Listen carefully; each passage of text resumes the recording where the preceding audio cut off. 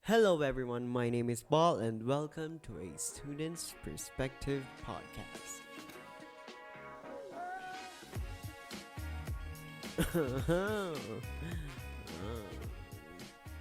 Hi, guys. Hello. Kamusta ulit kayo? um, Kailan ba ako last na nag-post? Baka siguro ata um ng mga August. You know what? Let's talk about the elephant in the room. I have not posted since first sem namin. So baka siguro mga October ata. Hindi ako nag-post magmula October. So hello, November, October, hindi ko alam. Ewan ko, somewhere between there. Pero hello. um, Kamusta kayo? Ngayon lang ulit ako babate. Ay, dito during this recording, hindi ko naayos kung anong kinemerot sa mic ko. So baka siguro may maririnig kayong fizzes or clicks. Kaya pagpasensyahan nyo na ako, aayusin ko yan sa future. Huwag kayo mag-alala. Anyway, kamusta kayong lahat? Kamusta ang 2021 ninyo? Mga more than 6 months na ata ba? May nagsasound pa rin. Teka lang, ayusin ko to. Anyway, mga magsi 6 months na din after ko nag-birthday. And kailan ba? June 6 months? Hindi naman 6 since yung last na recording tapos nung birthday ako. Ilang buwan na yun? Basta ganun kadami. Ang dami nangyari nung last na nag-record ako. Nagpasko, nag-New Year, nanakawan ng 15 billion. Hindi bumalik yung 15 billion. Nag-birthday ako. Nag-birthday yung kaibigan ko. Hindi pa rin mabalik yung 15 billion na nanakaw, pero may nag-birthday. May 1, 2, 3, 4, 5. May 5 kaming bagong pusa sa bahay. Tapos, bumagsak ako sa isang subject, pumasa ako sa isang subject, pumasa ako ng first year. Kayo, kamusta kayo? Sana okay lang kayo, no? Sana okay lang din kayo. Okay lang din kayo sa mga buhay nyo. Sana nakapag-vaccine na kayo or nakakuha na kayo ng shots nyo because kailangan natin yun ngayon. Anyway, tapos tayo dun. Paano ko ba to aanohin? So, kung hindi niyo alam, there is a subreddit on Reddit that is focused on questions kung isa ka bang gagong tao. Basta yung pangalan ng subreddit is Am I the Asshole? Or, yun. And what we're going to do today is we are going to answer some of those questions because why not? Kasi ang dami ko na brainstorm pero ito pinakaunang pumasok sa utak ko kaya ito. Ay, also, nakuha ko tong idea na to sa Simply Nailogical and Jenna Julian podcast. Meron yung isa or dalawang buwan, dire-diretso akong nakinig ng Jenna Julian because it's very comforting. So, I suggest na pakinggan nyo yun. Ganda ng kwento na. Ay, ang ganda ng usapan nila kasi it's very calm and very, warm. And also, tapos na yung podcast kaya baka siguro kung gusto nyo makinig ng 200 plus na podcast na usapan nila, makinig kayo. Go listen to Jenna Julian podcast. Teka lang, inom ako. So, may nag-gather akong questions from Reddit na sasagutin ko or sasagutin nyo. Samahan niyo akong sagutin to kasi gusto ko ring malaman kung anong opinions nyo dito. Dahil hindi ko pa to nababasa. Baka siguro parang onting basa lang and then copy paste kasi may nakatago sa notes ko. So, I have the first one here.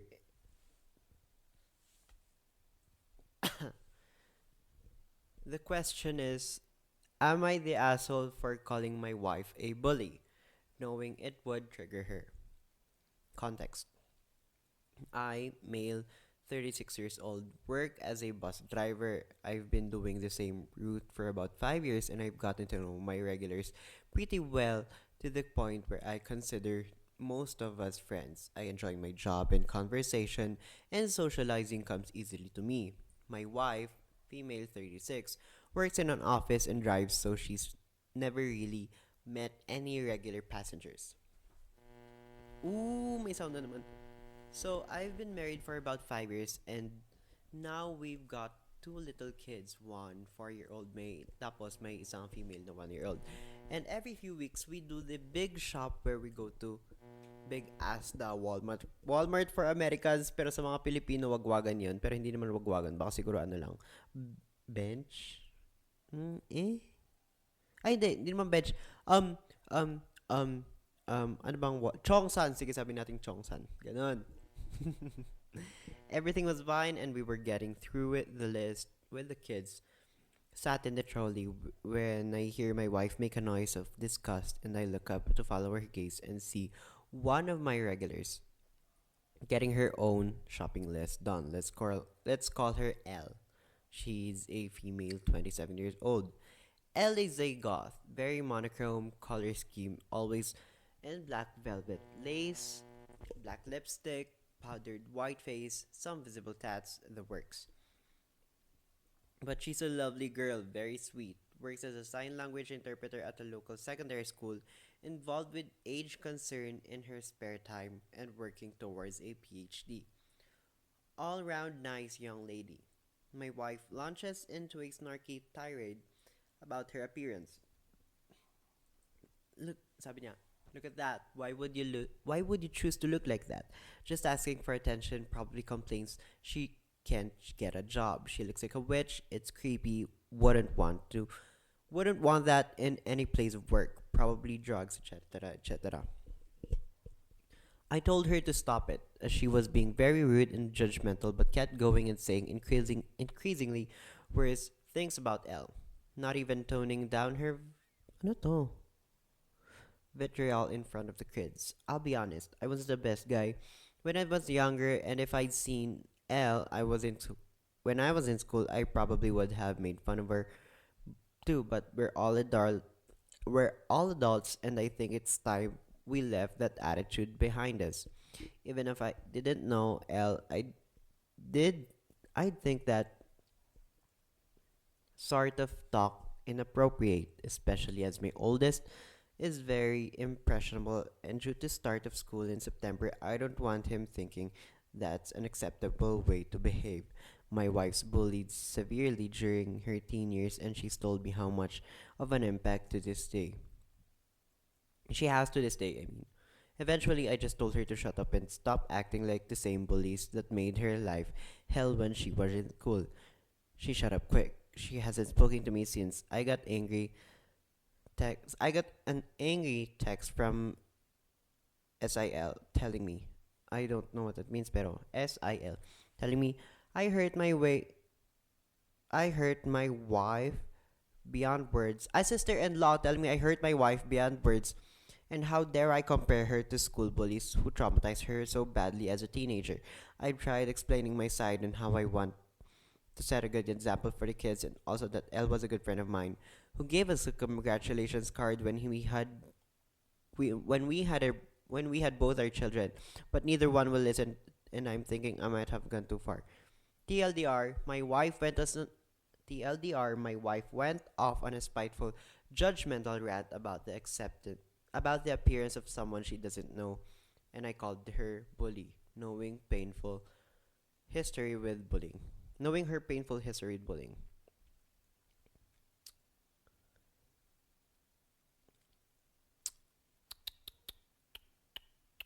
Hin- it's very difficult to say because syempre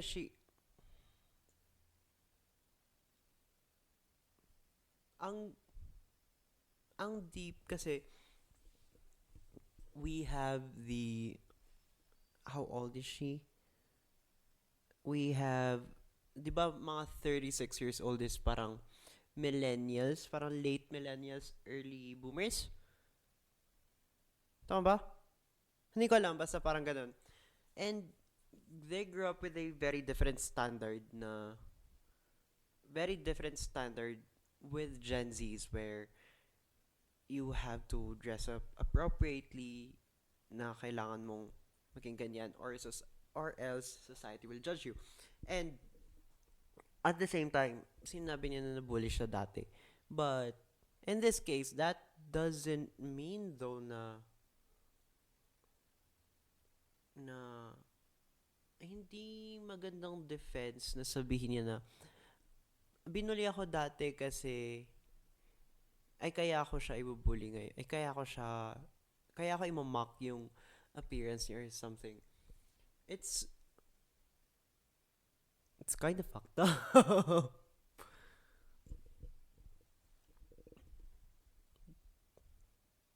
Kasi kung ganun, parang hindi mo inisip na binubuli ka dati tapos ngayon mangbubuli ka ng tao.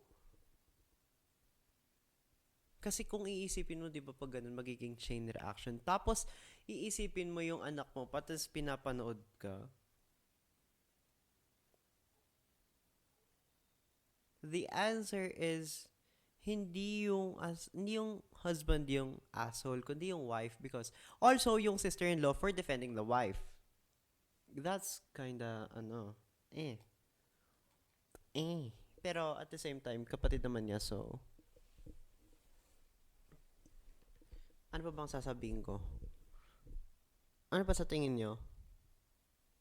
Di ba? Tsaka, ah, ang dami ko din namang kilalang makakakita lang ng ibang aesthetics sa suot nila or hindi nila bet yung suot or may nakita silang very naka fishnets or very short skirt, i-judge agad, which is not good because kung sabihin nating female ka, I'm not generalizing everyone, pero kung sinabi mong babae ka, tapos you're into, women empowerment, tapos pag may nakita kang babae nakaikli um, ng skirt, tapos naka-fishnets, tapos naka-spaghetti strap na suot, i-judge mo agad. Women empowerment ba yon or fumi-favor ka lang sa mga idea na applicable sa'yo? Parang ganun. Yun lang naman. Wala na akong masasabi. Teka lang.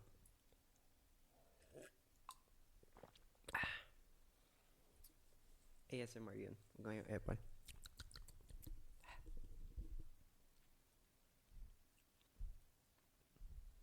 Am I the asshole for kicking out my best friend after she confronted me about my terminal condition? Ooh. This is it's very weird. Okay, a little backstory here. I, 27 years old male, was recently diagnosed with a condition, a form of advanced brain tumor which unfortunately was not identified at the right time. My sister, who is currently in Australia, is the one family I have. Okay, so now to my best friend. Beth and I have been inseparable since we were in elementary school. For over 20 years, we have been there for each other through the best and worst parts of life. She is, for all intents, my purposes, my second sister. Beth has been seeing this guy for the past 1.5 years and got engaged 6 months back. For the past 1 year, I've almost lost all contact with her. We did speak occasionally. Excuse me. Sorry. We did speak occasionally when our group of friends gathered together, but that was it. There was only one video call on New Year's Eve where she hinted that her fiance did not like her friendship with me, and that for maintaining her relationship, it would be the best to go our separate ways. I agreed and decided to respect her decision. Fast forward 4 months later, I had hit rock bottom, and after being diagnosed, I turned to my sister for emotional support, but due to the distance, it was difficult for us to interact constantly. She was currently in quarantine, so it's not possible for her to travel anytime soon. I did not tell Beth about my condition, and I was still apprehensive about our conversation on New Year's. Incidentally, my sister's my sister is best friends with Beth too. In fact, it was always the three of us since childhood. And Beth eventually found out about my condition and came up to my house yesterday. I was surprised and but happy to see her and asked her what brought her here. She went into a fit, screaming at me about how devastated she was to learn about my condition from someone other than me. How I was being selfish by not telling her anything and that disregarded our practically lifelong friendship, hiding this from her. At this point, all the frustration that have built up in me for the last few months came bursting out, and I called her out for painting me as selfish when it was actually her who had cut contact with me. I told her that I made a mistake by thinking that she would have always been there for me. After almost 10 minutes of accusation being thrown around, I asked her to get the hell out of my house and never show me her face again. Oh, oh.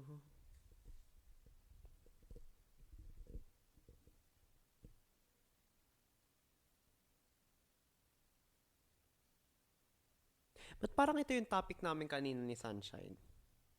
May topic kami kanina eh. Habang naglalakad kami. Habang naglalakad kami kumakain ng isaw.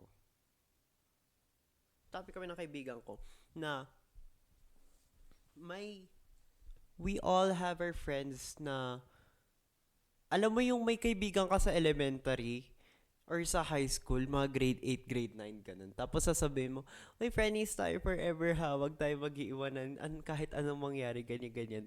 Pero after 2 years, di na kayo mag-uusap. Di ba ang daming normal yun, di ba?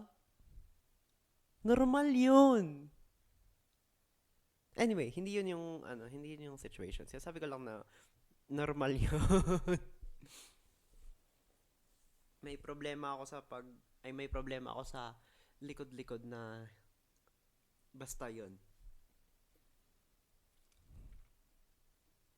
Am I the asshole for kinking out my best friend after she confronted me about my terminal condition?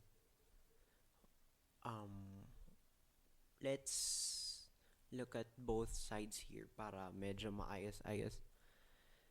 Dun sa male, dun sa lalaki, pangalan nating Juan. Sige, Juan. Si Juan, siya yung hindi pinansin ng girl. Tapos, pangalanan natin yung girl ng um, um, um, um, Emilia, ganun, sige, Emilia. Si Juan, very close kay Emilia. Pero one day, biglang nagkaroon si Emilia ng jowa. Tapos sinabi ng jowa, excuse me, sinabi ng fiance kay Emilia na wag na daw kakausapin si Juan. Tapos ngayon, nalaman ni Emilia dun sa kapatid ni Juan na may sakit pala si Juan. Pumunta si Emilia sa bahay nila, tapos bigla siyang nagalit. Pinalayas siya ni Juan. Kasalanan ba ni Juan na karapatan ba ni Juan na palayasin si Emilia? Kung dun tayo sa side ni Juan, number one, sinabi naman na ni Emilia na wag na siyang kakausapin kasi sabi ng fiance niya. And number two, malay mo kung ayaw niyang,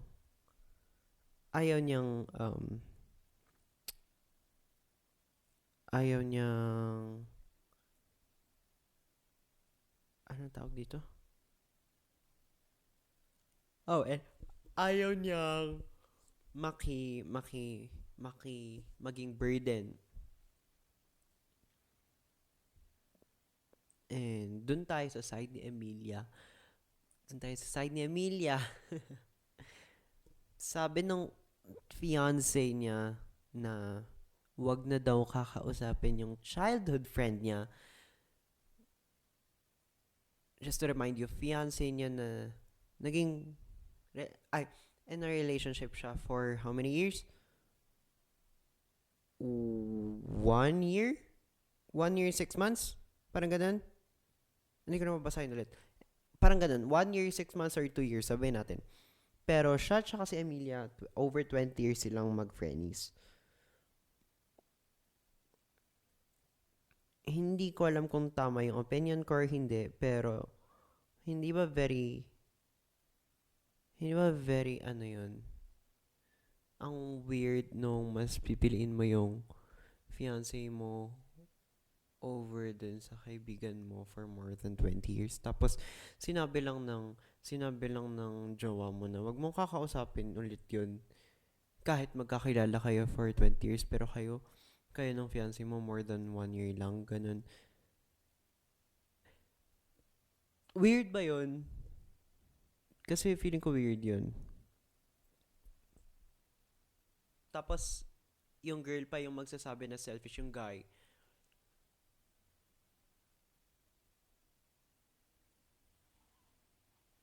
Sasabihin niyang selfish yung guy, pero at the same time, siya rin naman yung nang iwan, di ba? Hmm. Hmm. Hmm. Hmm. Hmm. Hmm. Kaya ko pala yun. Hmm. Wala na. Hmm. Ayan.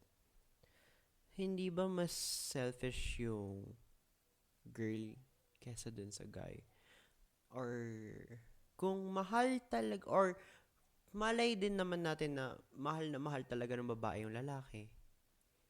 Mahal na mahal ng babae yung fiancé niya and mas pipiliin niya. Pero at the same time, ah,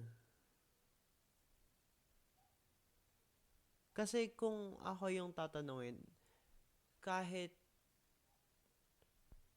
may fiancé ako tapos kahit may papakasalan ako in the future, i-risk ko bang itatapon yung relationship ko with my friend for more than 20 years kesa dun sa bago lang?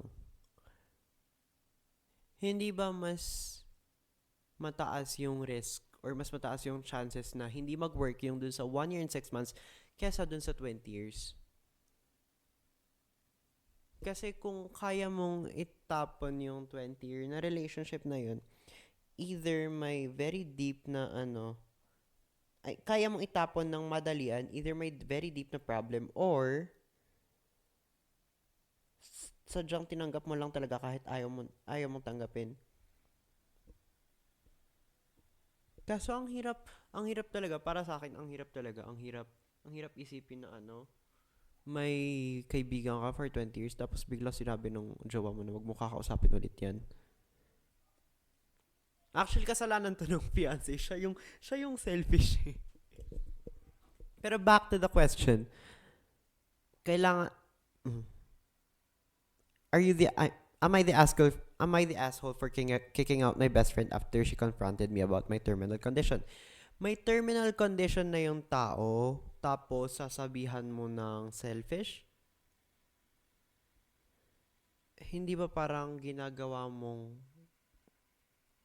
kwento lang about sa'yo, imbes na dun sa tao na may sakit? So, no. Hindi naman siya yung asshole, pero at the same, hindi, wala. Hindi siya yung asshole, period. Period. No fax. Ayo, only fax, no printer. Copy, no paste.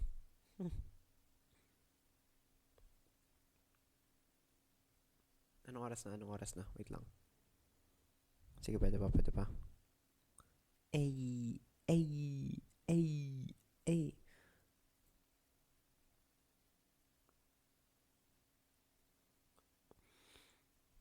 Third one. Huh. Ay, kung di nyo pala alam, alas 10 na to. Alas 10 ko na to nire-record kasi tamad ako. Hindi nga ako nag-record na ilang buwan eh. Diyos ko. Anyway.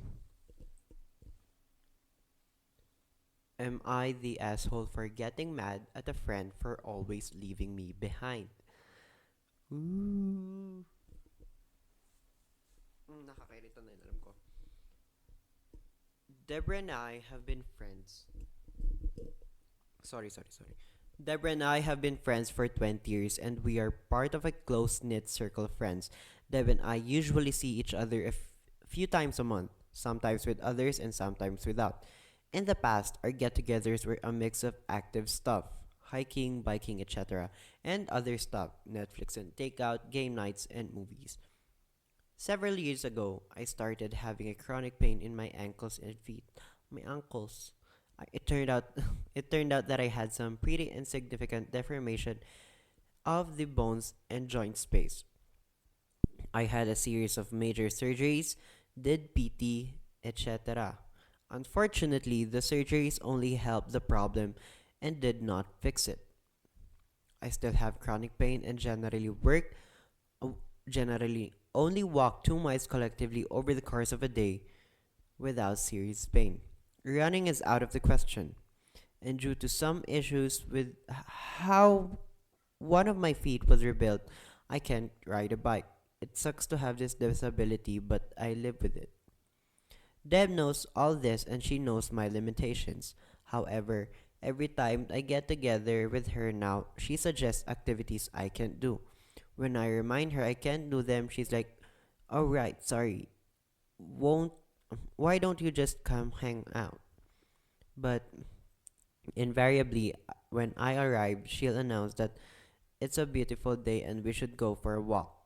When I say I can do that, she will round up any friends who are over and leave without me, making me stay in her living room alone until they get back. For her birthdays and holiday get-togethers, she always chooses something active like hiking, skiing, and so I am left out. On a couple of occasions, she has convinced me to go with her on a hike, saying the trail is flat and short, only for me to find that a hike was completely undoable for me. The last time this happened was last week. She's promised a smooth, flat trail and was actually there. Wait lang. Excuse me. She promised a smooth, flat trail, and what was actually there was a steep, rocky incline. I ended up having to turn around and go back to the car. Since we drove together, I had to cool my heels at the car for an hour and a half. At that point, I was really upset and told her that it really hurt my feelings that she only seems to want to do activities I can't participate in, and I'm sick of feeling left out. I told her if she wanted to end our friendship, I'd prefer she just do it outright. She got quiet and then said that she didn't want to stop being friends, but she didn't think I had enough respect for her desire to live an active lifestyle. I replied that I wasn't asking her to stop being active. I just wanted to occasionally do something I can participate in. She said I was being selfish and we rode back to town in silence. We haven't spoken since. Am I the asshole for telling her I was upset?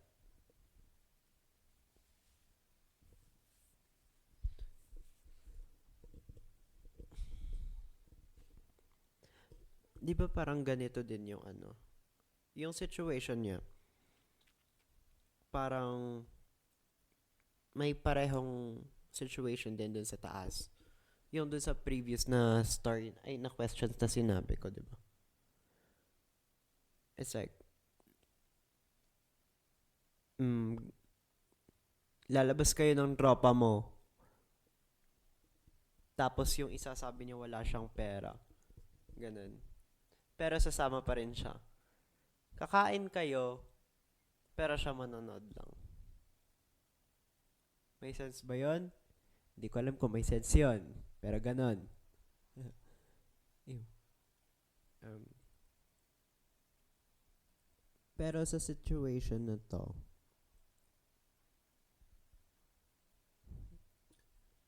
hindi okay kung feeling ko kasi mas acceptable pag nangyari lang yon once or twice. Pero kung constantly na nangyayari yung ganun na issue where magpa-plan ka ng activity pero at the same time hindi mo iisipin yung mga kasama mo, hindi ba mas selfish yun? Kasi amin ko, for example, ako ganun. Um, may mga sasabihin akong pupuntahan, uy, punta tayo ganyan, ganyan, ganyan, ganyan, ganyan. Pero sasabihin ng mga kasama ko, wala akong pera or wala akong time, tapos magagalit ako. Pero at the same time, bigla akong marirealize, oo nga, no, hindi. Kasi, hindi lang naman sa'yo iikot yung mundo, di ba? May kasama ka din namang, ano, minsan, hindi magja-jive kasi busy din sila o may problema sila sa buhay. O, dun sa situation na, dun sa example, may sakit yung paa niya. Lapit ba ako sa mic? Sorry. Malapit ba? Anyway, yan.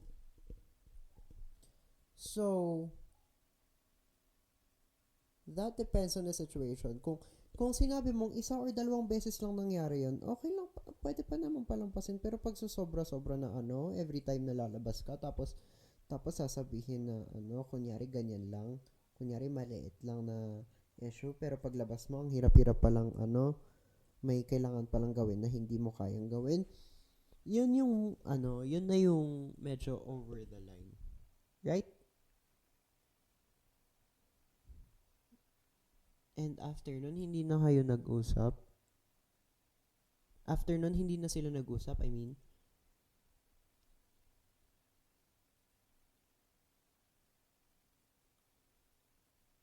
Am I the asshole for telling her I was upset? No. No, right? No, no. No, right? Diba? Hindi. Sa akin talaga hindi. Ewan ko sa inyo, pero sa akin hindi. Right? Yeah, right. Amen, amen. Kung hindi yun yung sagot, DM nyo ako. sabihin nyo kung anong opinion nyo, i-DM nyo ako. Kung may Instagram pa ba ako, charot. Okay, next. Ilan pa ba? I have 1, 2, 3, 4 left. Sana hindi pa kayo tulog or sana nakatulog na kayo. Sana napatulog ko kayo. Sana napatulog ko kayo kasi hindi boring pero very soothing yung voice ko. Very soothing. Okay. Would I be the asshole for pretending to have a boyfriend when I have a girlfriend? I, 20 years old female, just started a new job at a very small company. Since COVID restrictions are being lifted here now, my boss in her 60s suggested we move. We celebrate me being here by going to a restaurant next week. I thought that's a lovely gesture and agreed. Later, it came up that all three older women who work here, would be bringing their husbands. At some point, I must have mentioned that I am in a relationship without thinking about it, because one asked to bring my boyfriend. I panic and he's probably got work. She said we'll just go whenever he's got time because they would love to meet him. Small business, everyone's friends there. The thing is, I am a closeted bi in relationship with another girl. I still live with my parents, and part of the reason I got this job is because the boss's daughter also works there, is my mother's cousin. My parents are very homophobic, and I assure I'm single and straight. I can see them kicking me out of the house when if they found out. It's practically impossible to find a place here if you don't have a steady job of at least 6 months. And I can totally see this making it huh?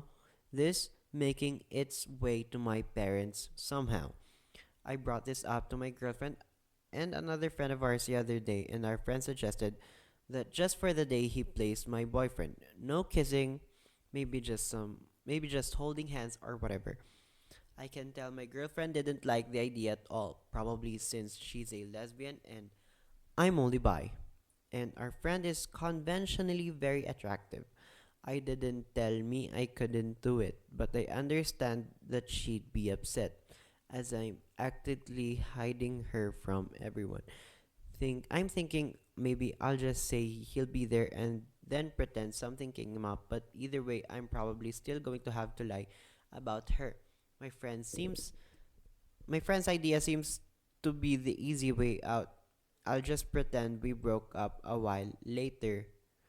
Would I be the asshole? Asshole. Would I be the ass?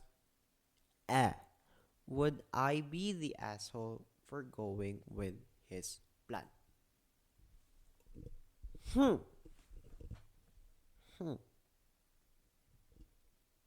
Closeted bisexual and an open lesbian. Tapos, yung closeted bisexual, my parents na very homophobic, and my coworker na pinsan nung nanay na very homophobic din. One day, sabi nila magdi-dinner sila. Pero sabi nung girl may boyfriend siya. Instead na may lesbian na girlfriend siya. Hmm. This is, ano kasi, ito na naman ako, hindi ko na naman alam sasabihin ko, sorry po. Pero, gusto ko maging wise, pero hindi ako wise. Kasi, hmm, kasi kung iisipin mo, it's either money or love, and it's very, eh, very bob of me para sabihin mas uunahin ko yung love. Sorry po, mas uunahin ko po yung pera bago pag-ibig, gusto ko maging stable. Pero, yun lang naman yung para sa akin. Hindi ko naman nilalahat Diyos ko. Pero pag ako po yung tinatanong, mas gugustuhin ko po munang magkaroon ng pera para maging stable bago mag-build ng relationship. Pero sa status niya, may relationship na siya, may trabaho pa siya. Anong isa-sacrifice mo doon? Well, hindi naman sa isa-sacrifice, pero anong mas ipaprioritize mo ganun? Either you come out as bisexual, pero tatakwil ka, baka sisisantayin ka sa trabaho mo, palalayasin ka pa ng magulang mo, or itatago mo yung lesbian mong jowa, which will which is not even that good. That never naging good yan sa buhay ko. Hindi ko alam bakit. Ay, hindi man sa pero hindi magandang idea yon kasi palaging lalabas yun. In my opinion. Hindi ko alam sa opinion nyo, pero feeling ko kasi may time talaga na lalabas lahat ng yon, whether you're 70 or 60 or 25, lalabas at lalabas yun. So, it's it's better to deal with the problem ng mas maaga and then try to get back up kesa naman sa itatago mo yun hanggang sa tumanda ka. Hindi ba mas mabigat na yun na na natungkulin yun. You will live as a closeted bisexual for the rest of your life. It's it's very hard. I try to do that, but it's very hard. And now my pronouns are it. Not him, not they, but it. Anyway, sorry po. Sorry po. Sorry po. Nasa sidetrack ako. Pero yung tanong, would I be the asshole for pretending to have a boyfriend when I have a girlfriend? Hmm.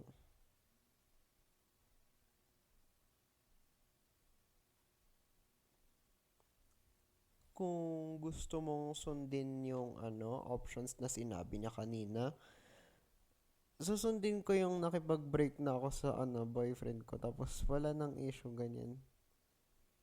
Number one, Number one, wala kang iisiping i-date mo dun sa kasama ng family mo, ay ng office mates mo. And number two, hindi magagalit yung jowa mo sa'yo. So, di ba? Pero kung tatanungin mo kung gago ka ba para sabihin may boyfriend ka imbis na girlfriend, hindi.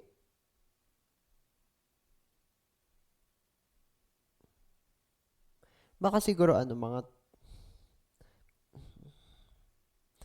20, 10% ganun. I, I really don't know what to say. Um, ang gulo. Ang hirap isipin kasi eh. Sige, sige, sige. Sige, ito na yung final decision ko. No. No, no, no, no, no, no, no, no. No. Kasi, hmm, paano ko ba to? Paano ko ba to? Paano ko ba i-defend yung answer ko? No, kasi,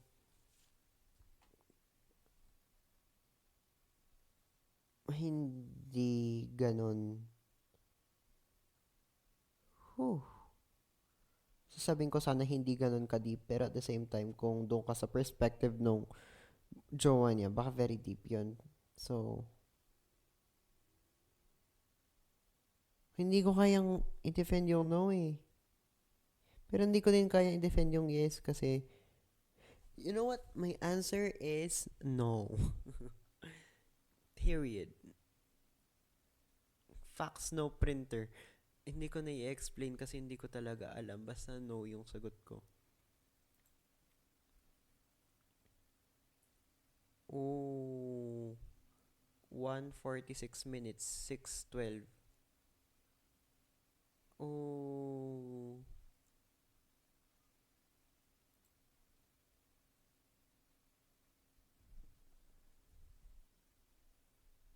Okay, last. Um,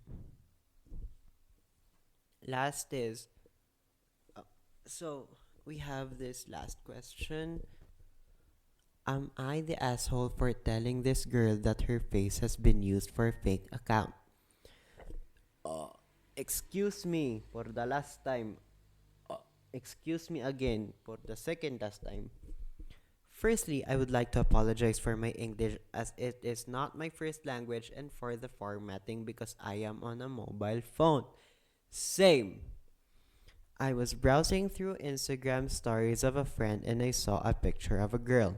She claimed that the girl is her girlfriend, and at first I didn't really bother about it, but as days go by, the photos became more and more fishy. It started thinking that maybe this was a celebrity or someone in the entertainment industry. Out of curiosity, I reverse Googled the image. I felt like I was intruding into someone's privacy, but when I asked her, she just said the girl was her girlfriend. I wanted to take her words, but it was just really fishy. So I found out that the girl in the picture is a runway model that is not famous. I let it go because I thought it wasn't harming anyone, but it was to the point that it became weird. My friend was making up stories about their adventures and all that. Oh shit, shit. I thought maybe the model and her knew each other. I sent a DM to the model asking if the account was hers or not, but she had said no, and the person who stole her pictures is being Ang funny yun, is being weird. She said she is very uncomfortable with the fact that someone is using her photos and was claimed that she is my friend's girlfriend. I thought I am the asshole when I was looking for the girl in the photo. I thought I am the asshole when I told the model about it. I expected the model was going to confront my friend privately. Instead, she posted my DM and screenshots of the fake account and humiliated my friend publicly. I think she was a cat attacked by the model's friends and fans. I felt guilty about it. TLDR. I told the real person in the photo that her photos are being used for someone to pretend she is their girlfriend. So, am I the asshole? No. Period. um um um kung kung kung alam niyo yung kung may nakakaalam ng kwento tapos nakikinig nito tapos kung bakit ako tumatawa, hello. Hindi ko nabasa yung buong kwento dito pero ba't ang funny po siya. Ang funny. Very, very, very real pero it's very close to my heart.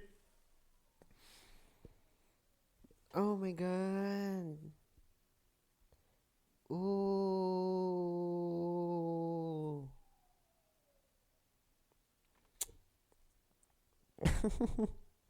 So quick summary. My friend siya, gumamit siya ng picture ng ibang tao, tapos nahanap niya na hindi pala niya kilala yung tao, pero sinasabi ng friend niya na close niya, tsaka jowa niya or something. Tapos, sinabi niya dun sa tao na siya yon na kilala ba niya, pero sabi niya hindi. So, ngayon, kinall out siya. Oh my God. Kinall out siya ng model, tapos, napahiya yung isa. Sounds familiar.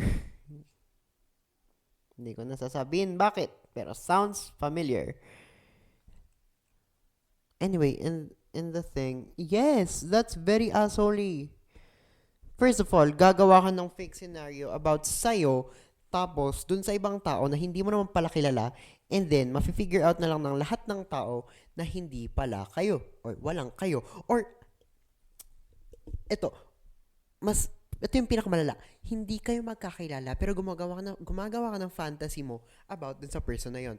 I'm not trying to call out anyone, I'm not trying to expose anyone, but that's a very asshole thing to do.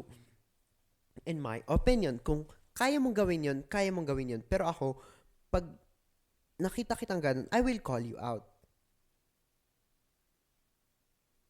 So, if your opinion is very different with my opinion,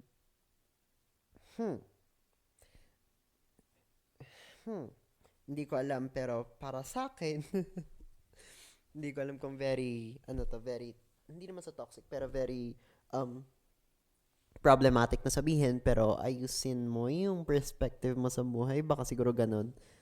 Charot.